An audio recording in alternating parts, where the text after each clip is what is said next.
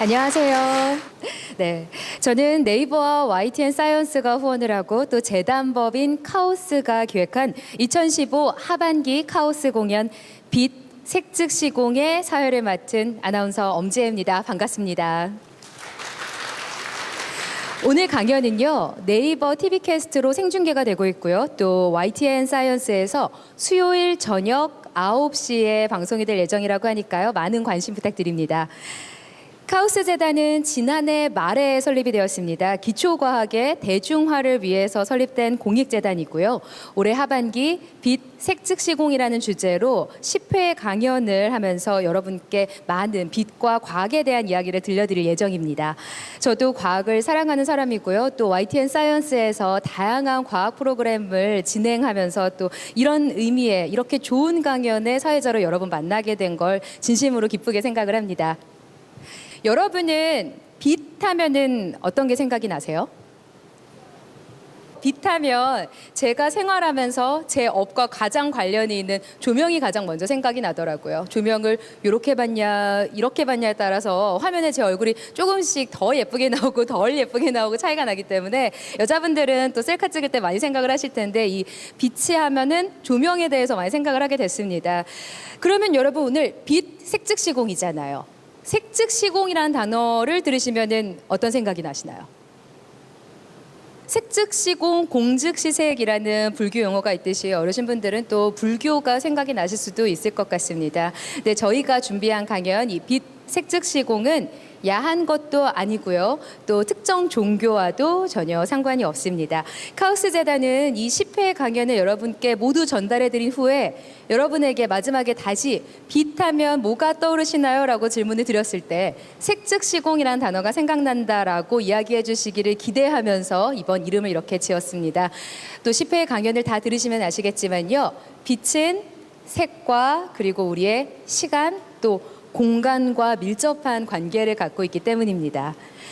자, 그럼 오늘 빛 색즉 시공의 첫 번째 강의, 오늘 이 10회의 모든 강연의 첫 문을 열어주실 오늘 강연의 연사를 소개해드리겠습니다.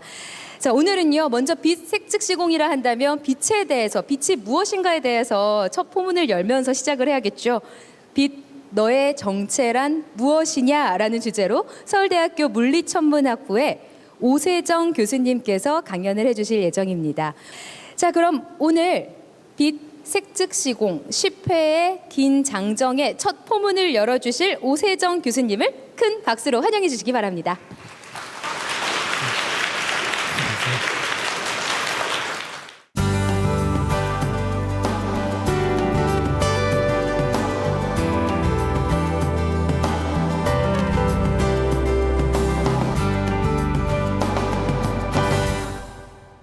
안녕하십니까. 지금 방금 소개받은 서울대학교 오세정 교수입니다. 사실 오늘 강연이 우리 가을 카오스 재단에서 하는 10개 강연의 첫 번째 강연인데요. 10개 강연의 주제가 올해가 빛이기 때문에 빛에 관한 겁니다. 근데 일단 그 강연을 듣기 위해서 빛이 무엇인가를 알아야 되지 않겠습니까? 빛의 정체가 뭐냐. 그래서 이제 제목을 이렇게 정했고요. 오늘 제가 할 얘기가 그 입자와 파동에 관한 얘기입니다. 그러니까 빛이라는 게 사실 사람들한테 굉장히 많이 그러니까 일상 속에서 보는 거고요. 얼른 생각하면 뭐 따뜻함, 뭐 밝음, 굉장히 그 긍정적인 이미지로 다가오잖아요. 그리고 사람들한테 상당히 흥미있는 저게 뭔가 하는 생각을 하게 되고. 근데 이제 물리학자들은 기본적으로 어떤 그러니까 물체나 뭐 하여튼 그 어떤 현상을 보게 되면 두 가지로 나눠서 생각합니다. 그러니까 입자냐 파동이냐. 그러니까 파동이라는 거는 입자라는 거는 뭐 우리가 보통 보듯이 이런 야구공, 뭐 당구공, 뭐 이런 식으로 딱딱하게 어떤 한 공간에 있는 점에 있는 걸 얘기를 하고 하나도 셀 수 있는 거고요. 파동이라 그러면 뭐 물결파, 우리 물에다 돌 던지면 생기는 물결파나 아니면 음파. 이게 좀 이렇게 잡을 수도 없고 굉장히 공간적으로 연속적이고 셀 수도 없는 뭐 이런 거 두 개 굉장히 다른 성질을 갖고 있죠. 그래서 그 두 개를 가지고 이제 이게 입자냐 파동이냐를 가지고 보통 얘기를 하는데 그래서 빛에 대해서는 입자인지 파동인지에 대해서 상당히 많은 사람들이 처음부터 논란이 많았습니다. 빛, 너의 정체가 무엇이냐? 여기 동영상 한번 보시죠.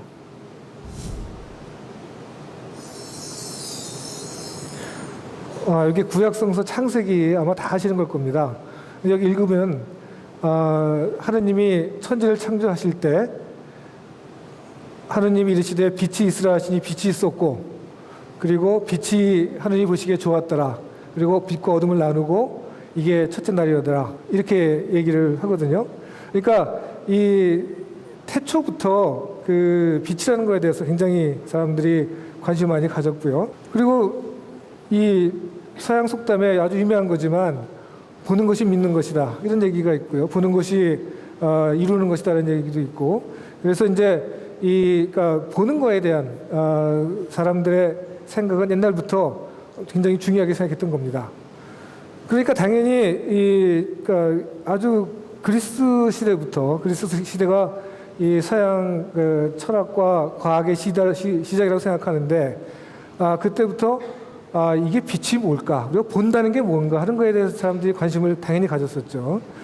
그래서 이제 유명한 철학자이기도 하고 그때 자연 철학자라고 해서 이제 과학자이기도 한 아리스토텔레스, 여러분 다 아시는 분인데, 이분이 뭐라 그랬냐면 우리가 세상을 볼 때 본다는 게 뭐냐? 그러면 내가 눈을 감고 있다가 눈을 떠야 보이잖아요. 그러니까 뭐라고 생각했냐면 눈을 뜨면 눈에서 뭐가 나가가지고 그것이 물체에 부딪혀서 내가 다시 보는 거다.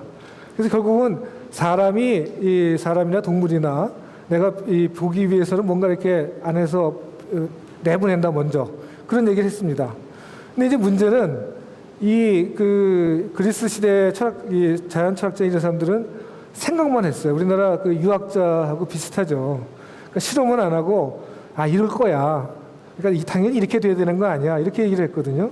근데 이제 과학의 발전, 정말로 근대 과학의 발전은 어떻게 시작되냐면 그거를 실험을 하고 관측을 하고 우리가 실제로 보는 거하고 이게 일치하냐, 이제 그런 걸로 이 관측이 중요해지는 게 뉴턴, 갈릴레오 이때입니다. 그러니까 이 르네상스 시대 시작되면서요. 그래서 이제 빛에 대해서 이제 뉴턴도 그때 이제 근대과학 거의 처음 시작할 텐데 그때 당연히 빛에 대해서 관심이 굉장히 많았고, 뉴턴이 빛에 대해서 책도 썼습니다. 그래서 이 사람이 뭐라 그랬냐면, 이 빛이 뭔가? 그러면 이 입자다. 왜냐하면 여러분 보시면 알겠지만 빛이 직진하잖아요. 그리고 어디 가서 이렇게 쭉 퍼져나가고 퍼지지가 않잖아요. 물결파 그러면 파동은 가다 이렇게 퍼지잖아요. 그러니까 이게 그렇게 생각하면 이 입자일 것 같다, 이렇게 생각해서 빛이 입자라고 얘기했어요.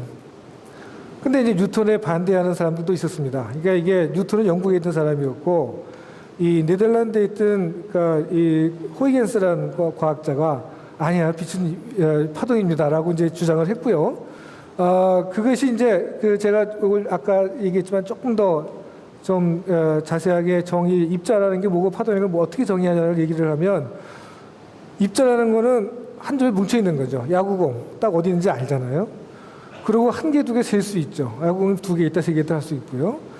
그리고 입자는 두 개가 부딪히면 튕겨나가거나 통과하지 못하고 서로 부서지거나 그러죠. 그러니까 두 개가 합쳐가지고 공이 두 개가 된다, 이런 일이 있을 수가 없잖아요.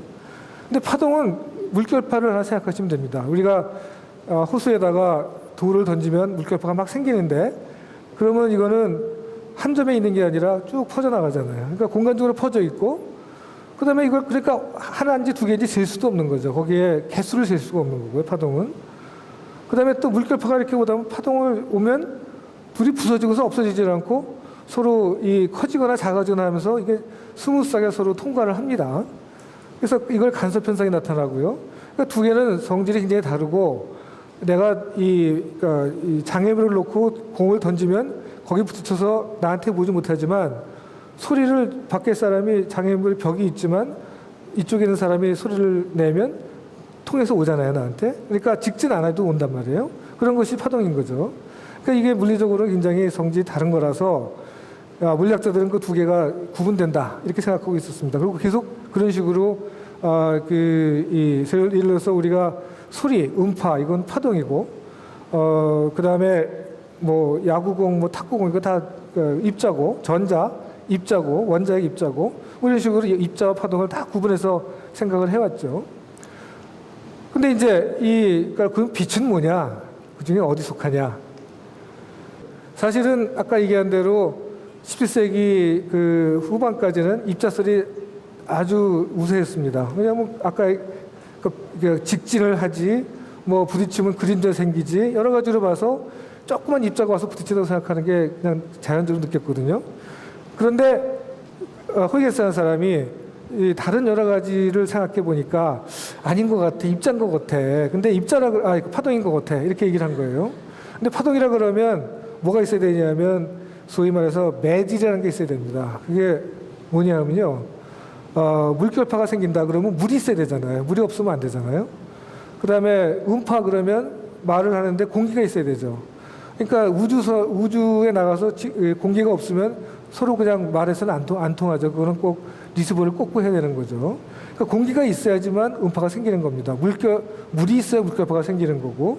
그래서 이 사람은 이 그러니까 파동인데 이 빛이 거기에 매질은 있어라는 거다. 이거를 1690년에 책에서 썼습니다. 미안합니다. 책에서 이제 그걸 주장을 했고요.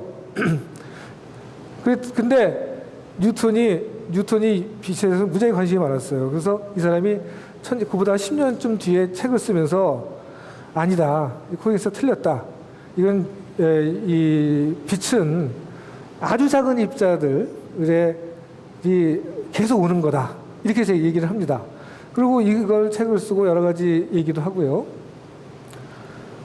자, 이걸 어떻게 그러면 어떤 사람이 맞냐, 이걸 어떻게 정하느냐, 결정하느냐.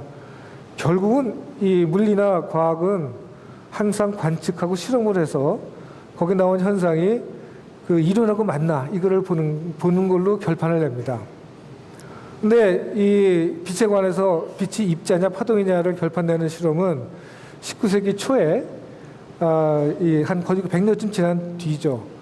영국의 과학자 토마스 영이라는 사람이 이중슬릿 실험이라는 걸 하면서 파동이라는 것을 결정적으로 밝힙니다. 결국은 이게 이 뉴턴하고 호이겐스의 싸움은 약간은 영국하고 대륙파의 싸움이었는데 오히려 영국 과학자가 뉴턴이 틀렸다는 것을 증명하는 그런 일이 일어났던 거죠. 이게 뭐냐?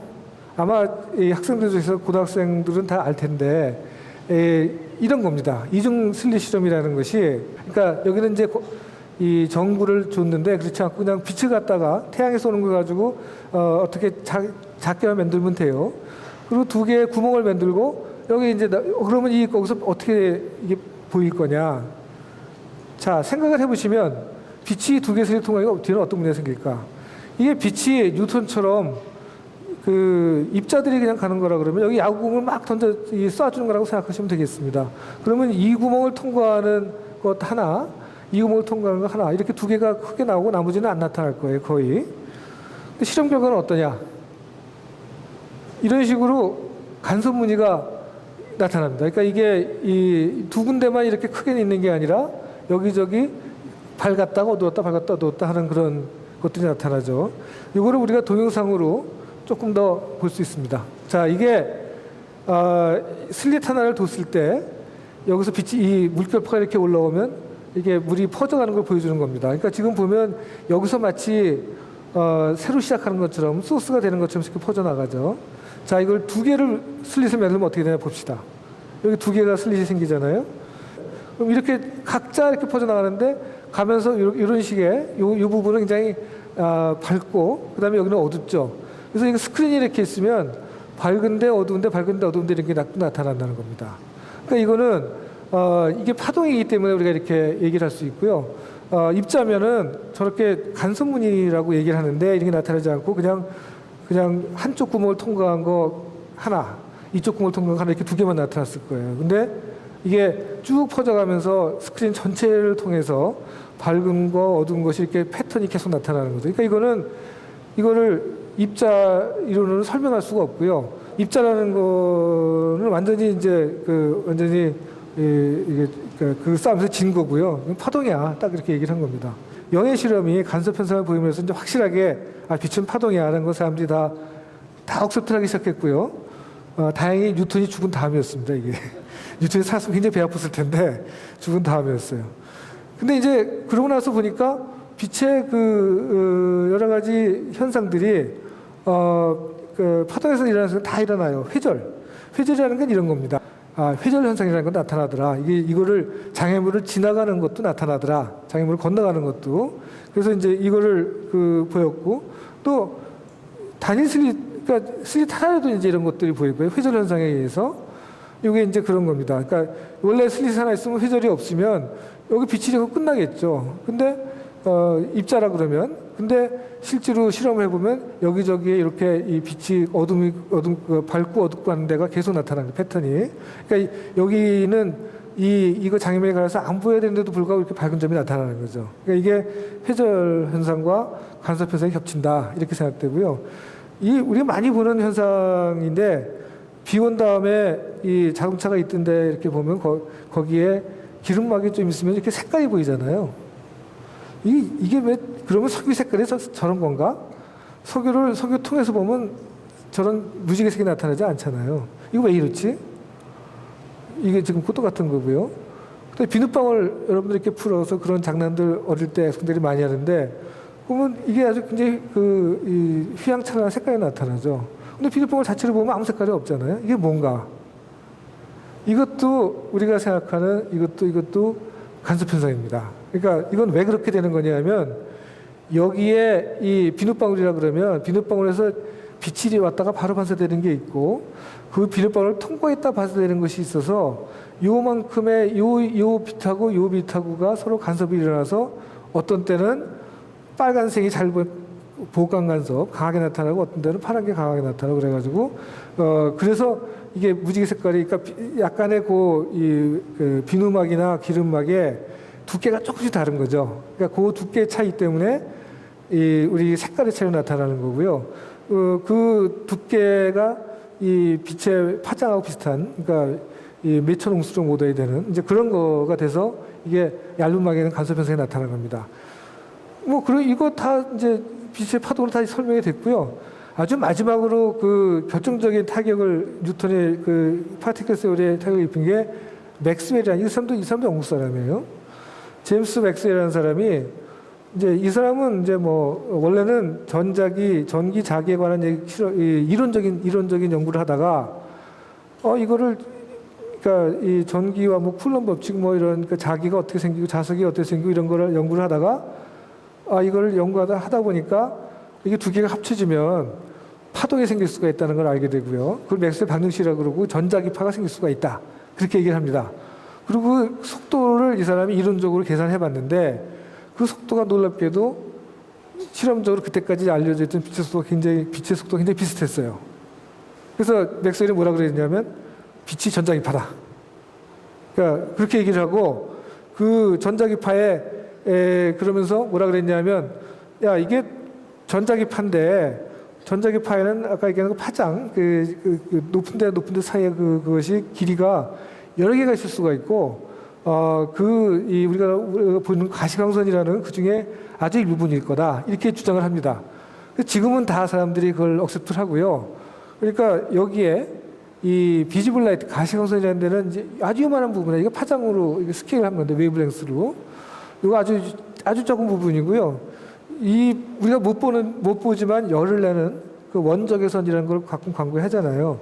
그게 적외선입니다. 그러니까 이쪽이 적색인데, 적색보다 오른쪽 그러니까 적색의 바깥, 그래서 적외선이라고 얘기를 하고요. 인프라레드고요. 우리가 FM 라디오, AM 라디오, TV 이렇게 듣는데 이게 라디오 웨이브가 됐고요. 그다음에 마이크로웨이브 집에서 쓰잖아요. 그 마이크로웨이브 부분에 나오는 게 마이크로웨이브입니다. 여기 이쪽이고요. 그다음에 이쪽으로 넘어가면, 파장이 좀 짧은 쪽으로 가면 자외선. 이게 이제 사람들의 굉장히 건강이 나쁘다는 거잖아요. 자외선이 많이 쪼이면 이 세포가 파괴되고 그래서 나쁘다. 그것도 태양에서 오는 겁니다. 그러니까 자외선. 그러니까 이 파란색의 왼쪽에, 그러니까 밖에 있는 거라 뜻의 자외선이고요. 그 다음에 조금 지나면 우리가 병원 가서 찍는 엑스레이. 이것도 빛이에요, 그냥. 근데 가시광선과 다른 점이 단지 파장에 대한 점 때문만 얘기합니다. 그러니까 엑스레이는, 그러니까 우리가 보는, 그러니까 이 살갗은 뚫고 들어가고 뼈는 보이는, 이런 거죠. 그러니까 우리가 가슴 사진 찍고 이 뼈가 부러졌나 하는 거 볼 때 엑스레이를 찍잖아요. 사실은 엑스레이라는 걸 발견한 거가 1900년, 1890년대인가 1900년대 엑스레이를 발견한 사람이 렌트겐이라는 사람이고 아마 아시겠지만 이 사람이 노벨상 1호를 받는 사람입니다. 그리고 이 사람이 왜 이름에 엑스를 붙였냐면 뭔가 나오는데 거기서 뭐가 나와가지고 이 필름을 갖다가 그 저기 감광을 시키는데 뭔지 모르겠다. 그래서 엑스선이라고 그랬어요. 그러니까 이거는 사실 맥스웰이 한 이론 후에 나온 실험 결과입니다. 그러니까 맥스웰은 이런 거 있을 거다라고 이제 주장을 했고요, 예측을 했고 이제 이 렌트겐이 발견한 거는 자기가 뭔지 모르지만 그래서 엑스선 레이다 이렇게 얘기를 해서 근데 이 렌트겐의 사람이 잠깐 여담을 얘기를 하면 뭔지 모르면서 이걸 팔생각부터 했어요.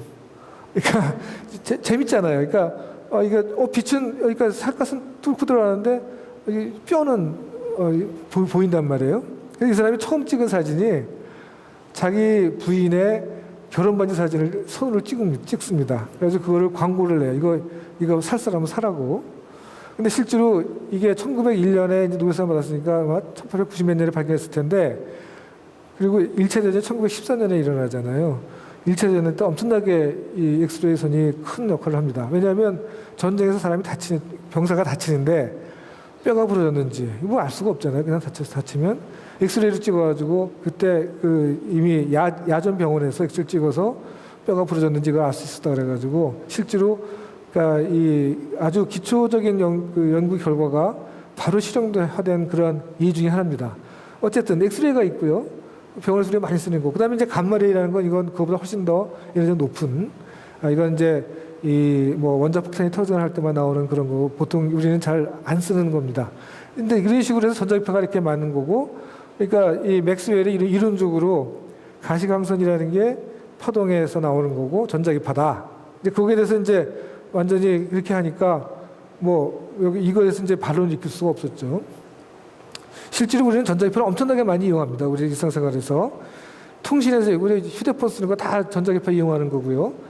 빛이라는 거는 아주 전자기파의 아주 일부분인 가시광선, 아주 좁은 영역인 거죠.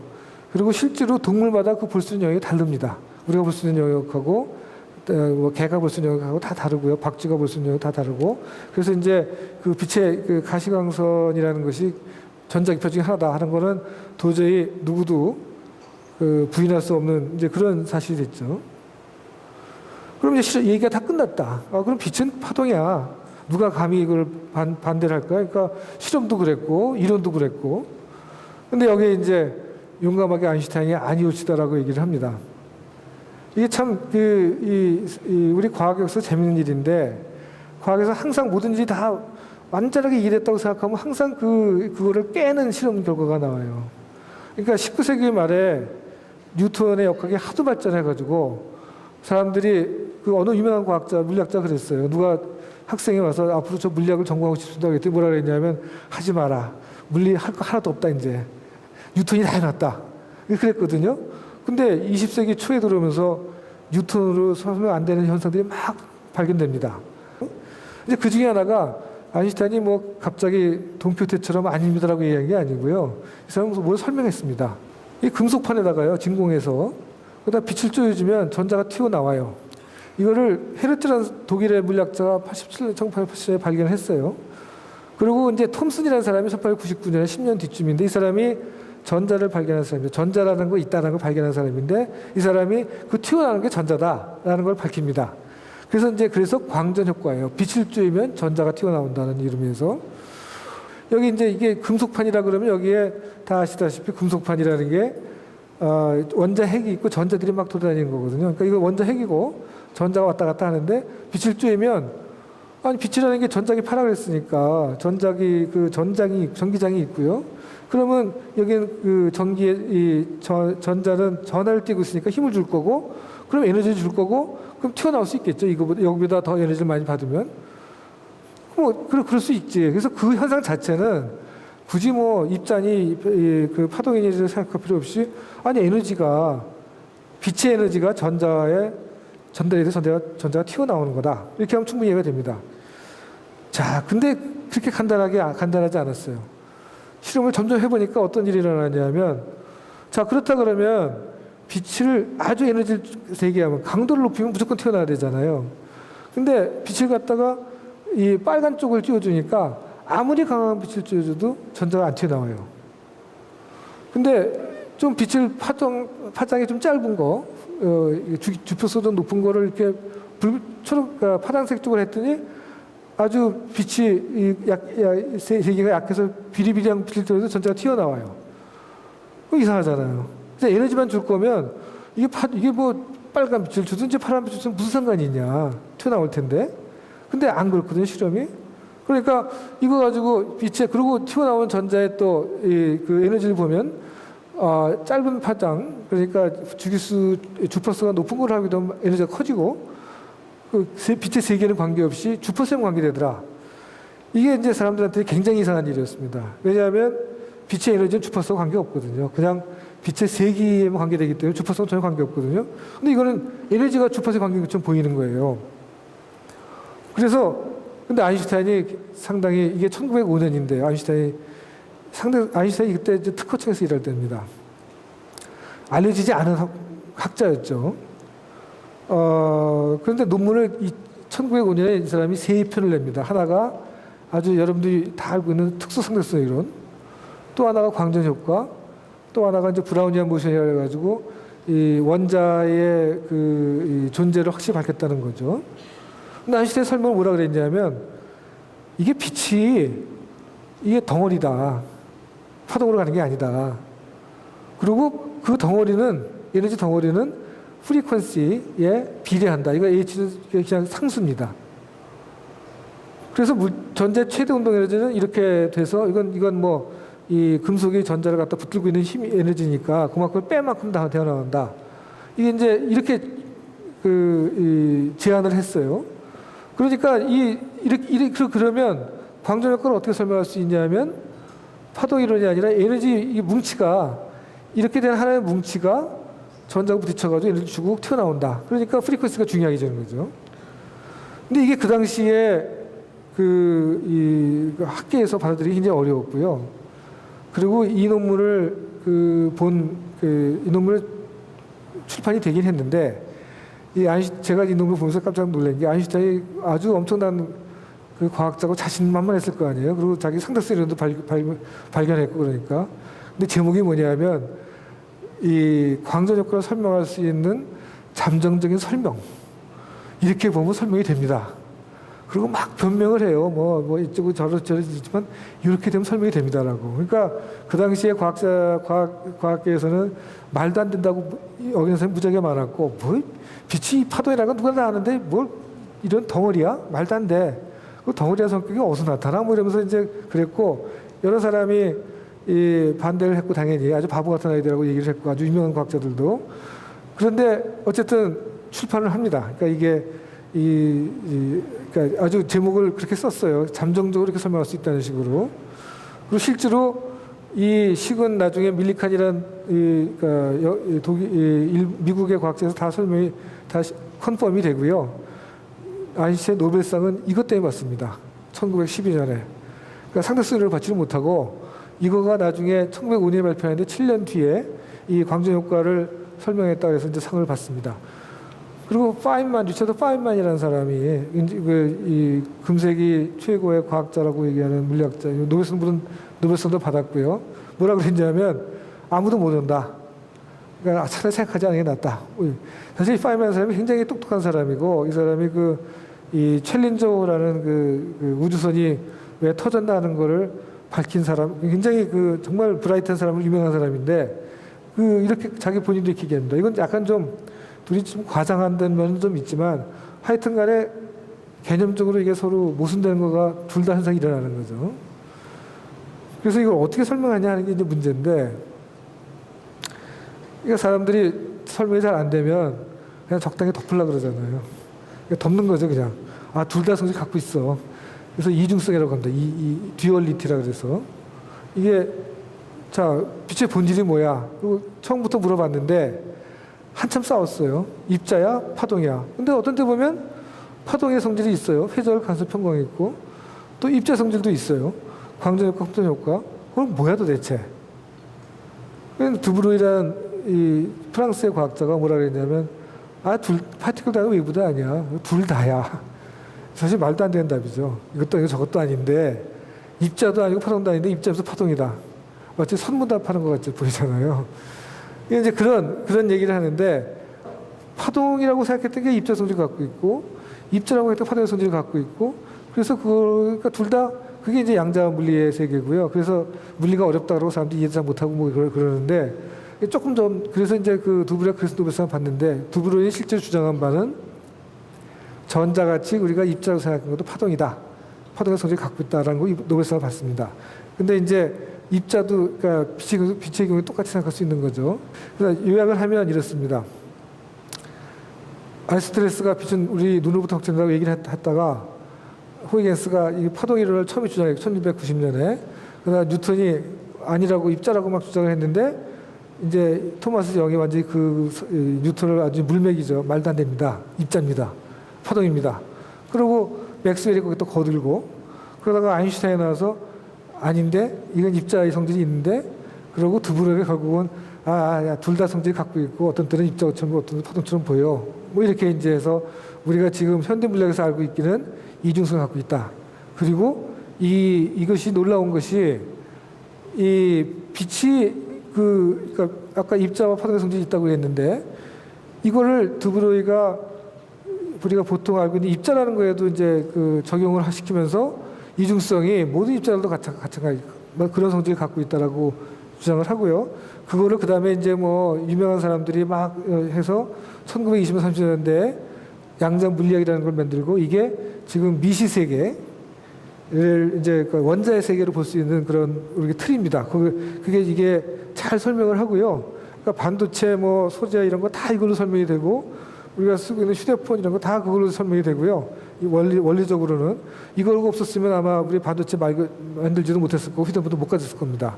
실제로 언론 이해는 안 되더라도 실제로 굉장히 중요한 유용한 거고요. 그래서 이 빛을 갖다 연구하면서 이 소위 말하는 고전력 물리학에서 현대 물리학으로 넘어간 두 가지 큰 상대론, 양자론을 태동하는 그 역할을 합니다. 그래서 빛의 성질을 연구한다는 게 그렇게 중요했고요. 그래서 오늘은 이거를 끝내겠습니다. 감사합니다.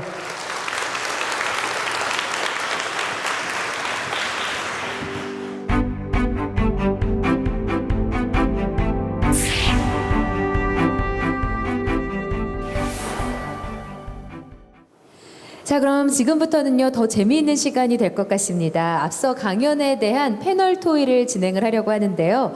오늘 패널로는 이화여자대학교 물리학과의 우정원 교수님과 또 아나운서 유정아님께서 나와주셨습니다.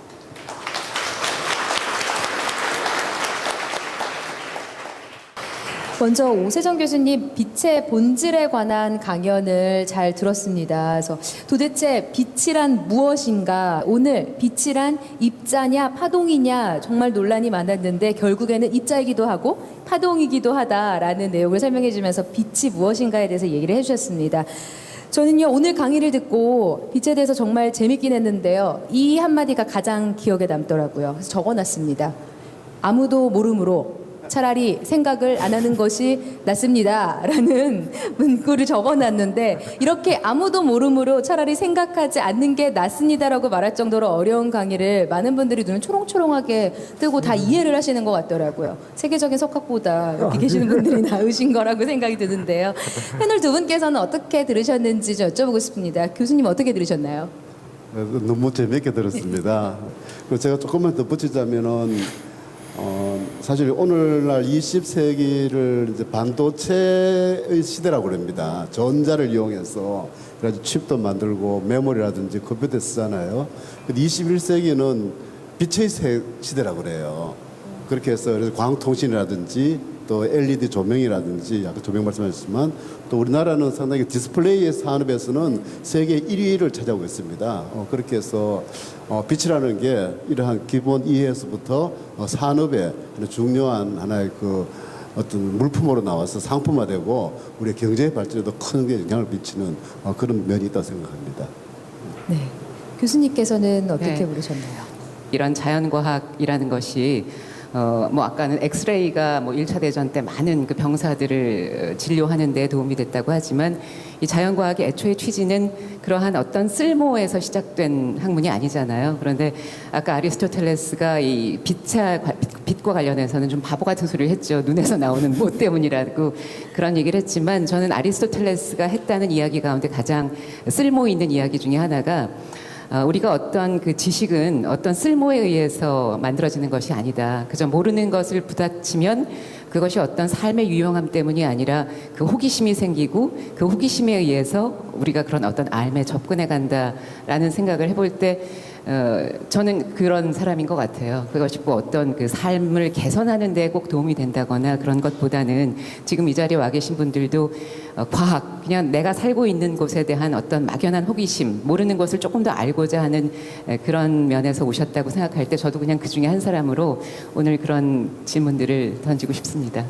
네. 빛에 대해서 저도 이제 들으면서 이것저것 생각을 했는데 사실 휴대폰으로 셀카를 찍어도 저희 요즘에 뭐 색깔 변화할 수 있잖아요. 어플리케이션으로 흑백으로도 만들고 뭐 컬러로도 만들고 여러 가지 뭐 조금 더 강조하는 면으로 만들고 이렇게 하는 모든 과정들이 다 빛을 어떻게 접하느냐, 빛을 어떻게 받느냐에 따라 달라지는 모습들을 보여주는 건데 이만큼 우리 삶에 가까이 있음에도 불구하고 또 잘 모르는 부분이어서 오늘 해주신 빛이란 무엇인가에 대한 강연이 저는 많이 도움이 되더라고요. 두 분 패널분께서 조금 더 오늘 강연에 덧붙일 이야기가 있으시거나 아니면 보시면서 또 궁금한 사항이 있으실 것 같아서 교수님께서는 좀 더 덧붙일 사항이 있으신가요? 근데 빛 자체를 보니까 예를 들어서 입자로 봐도 설명이 잘 안 되고 파동으로 봐도 일관성이 없고 그러니까 점점 새로운 시스템 사실들이 밝혀지니까 거기에 대한 점점 통일적인 이해를 갖고자 하는 노력에서 제 끝의 결론이 이중성이라는 그런 것 같아요. 그래서 그 이중성을 통해서 단순히 그걸로 끝난 것이 아니라 새로운 양자 세계라는 엄청나게 넓은 그리고 그게 오늘 뭐 반도체 산업이라든지 그걸 또 바탕에서 마치 우리가 이렇게 나무를 심으면은 뿌리가 굉장히 든든하면은 충분히 나무가 자라면 그냥 열매가 떨어져서 우리가 먹을 수 있듯이 그런 하나 이득이 생기는 것 같아요. 그렇게 해서 빛이라는 게 하나 이해 그리고 오늘의 산업의 발전이 아주 좋은 하나의 예가 되고 또 10개의 토픽들이 하나같이 중요하고 재밌는 것 같습니다. 네, 저는 그 입자이냐 파동이냐, 그러니까는 파티클이냐 웨이브냐라는 것의 어떤 그 분류가 입자가 아니면 나머지는 다 파동이고 파동이 아니면 다 입자인지 어쩌면 우리가 그런 개념 정의를 그렇게 나눠 놓은 것 때문에 이것이 입자냐 파동이냐라고 계속해서 수천 년 동안 고민을 해온 것이지 입자이면서 파동인 아까 말씀해 주신 그런 것으로서 뭔가 하나의 개념이 있을 수 있는지가 사실은 궁금했어요. 대답을 해주시죠, 교수님. 예, 그게 그러니까 사실은 어떻게 보면 우리 그 언어의 한계 같아요. 그러니까 우리가 언어로 묘사를 한다는 게 일상생활에서 보는 거를 그냥 이렇게 묘사를 하는 거잖아요. 근데 일상생활에서 안 보는 세계는 그 틀로 설명이 안 되는 거죠. 그러니까 지금 입자니 파동이니 뭐 그다음에 양자역학이 이런 아니면 상대성 이론에서 이 시간이 빨리 가느니 늦게 가느니 하는 거가 다 일상생활에서 볼 수 없는 아주 극한 상황인 거거든요. 그러니까 상대성 이론에서는 빛의 속도가 비슷한 속도로 움직일 때 이거는 뭐 도저히 상상할 수 없는 속도고요. 그러니까 그다음에 그러니까 입자설, 뭐 빛의 입자설, 양자역학 이런 것들은 다 원자의 아주 미시한 세계를 보는 거란 말이에요. 그러니까 우리가 이 일상생활에서 보는 거는 전혀 아닌 거죠. 그러면 일상생활에서 보는 걸로 우리가 언어를 만들었는데 그래서 개념도 만들고 뭐 이름도 짓고 그랬는데 당연히 그게 안 맞을 가능성은 상당히 있는 거죠. 그게 이상한 게 아닌 거고 그러니까 일단 뭐 이중성 그리고 약간 뭐 견광부에 같기도 하고 그런 거는 우리가 알고 있는 그런 그러니까 언어로 우리가 보지 못한 데 세상을 설명하려고 보니까 이렇게 이상하게 꼬아서 설명할 수밖에 없는. 그러니까 이제 그 인식과 그 언어의 한계다 이렇게 이해를 하시면 그래도 우리가 이해하려고 막 노력을 하다 보니까 이렇게 꼬아서 설명 가능하게 된 거죠, 사실은. 지금은 그 이중성이라는 것으로 지금 현재의 이 빛에 대한 개념정이라든가 그 과학이 이 단계까지 와 있다면 아까 말씀하셨던 그럼 진리는 깨질 수 있는 게 진리다라는 그런 말처럼 이것 또한 분명히 깨질 것이고 깨진다면 어떤 방향으로 어떻게 깨질 것인지 아마 물리학자로서 예측을 하실 수 있으리라 생각이 드는데 아닌가요? 그걸 예측을 했으면 노벨상 벌써 몇 개 받았죠. 하지만 중요한 건 또 다른 깨지는 게 나오고 나면 또 누군가가 그러겠죠. 삼중성이다. 맞습니다. 다 옳다라고 하지 않을까 싶은데요. 말씀해주신 부분에서 그 생각 되게 많이 했어요. 물리학 어렵다고 그래서 사실 고등학교 때 재물포 많잖아요. 제 물리 포기했다고. 그냥 받아들여야 되는 건데 우리 말로 다 설명할 수 없는 거를 그냥 다 받아들이고 이해하려고 하다 보니까 물리가 어려운 것 같습니다. 그래서 카오스 재단이 이렇게 물리학 또 빛에 대해서 최대한 좀 편안하게 언어로 설명해 드리려고 10회 강연을 준비해 드린 거고요. 오늘 답변에도 많이 신경 써주시고 또 좋은 이야기 해주신 세 분께 감사드립니다. 예, 감사합니다. 예.